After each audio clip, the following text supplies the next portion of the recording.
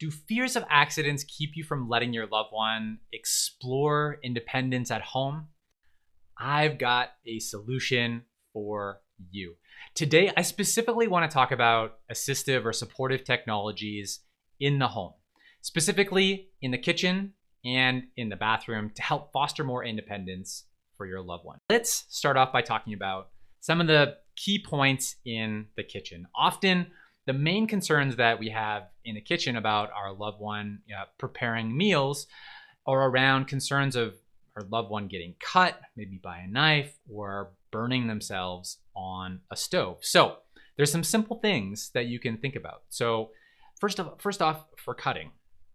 Our loved one can likely prepare some simple meals without using a knife. So we can just eliminate the knife completely and think about simple meals that can be created without using a knife. If our loved one is at the point where they need to use a knife because their favorite meal requires a knife, or you want to help to develop that skill, you can think about a knife that reduces the likelihood of a cut or a severe cut. So some sort of safety knife. There's wood versions of knives that you can Google and look at that might be potential solutions for that.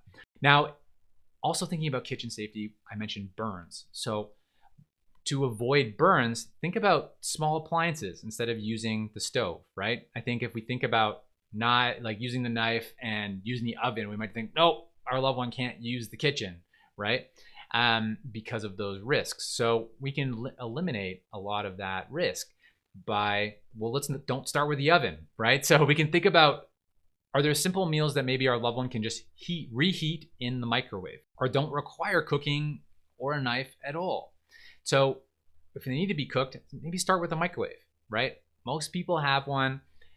Maybe you have one. It doesn't require an investment, and you can support your loved one to learn how to use the microwave safely. You might also want to think about things like a toaster oven, or even an air fryer is a common appliance that I see more and more families that I coach trying and using successfully with their loved one. And again, reduce risk of burns and complexity with an air fryer compared to an oven or a stove. So think about how you might try and implement any of those kitchen ideas out to foster more independence. Now, let's talk about the bathroom. Okay, so there's lots of stuff to talk about in the bathroom. I just want to cover two key things. Now, this first one might not be applicable to your loved one, but for some people it's applicable and it's extremely helpful. So if your loved one needs support toileting, you can think about using a bidet toilet seat. This provides a lot of personal space for many people and fosters a lot more independence for people that need that type of support. It does require a little bit of investment, but for people that need it, it can be extremely helpful and beneficial. The next one to think about is an electric toothbrush, right? Much easier to use than a manual toothbrush. And electric toothbrushes these days, you can also link an app to the toothbrush that will help guide you on brushing your teeth and improve the quality of how you're brushing your teeth. So these technologies, you can think about how they can promote and improve self-care routine. So a few ideas for you in the kitchen, in the bathroom.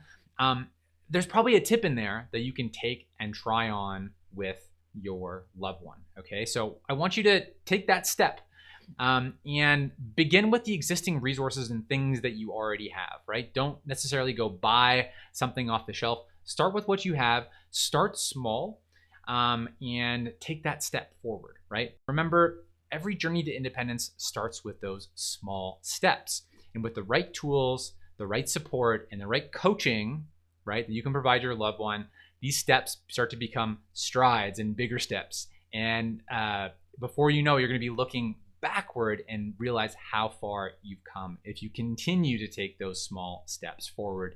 And I'm here as your family coach to help you get there. So if you found this video helpful and you want more on supportive technology, if you haven't yet, I recommend you download the free guide, which is the top 10 tech tools to transition towards independence for your loved one. There's a ton of valuable insights in there. So if you haven't got it yet, go ahead and click the link below, get your copy of the free guide. I'm Eric Gall, family member and family coach. Together, let's take a step forward this week.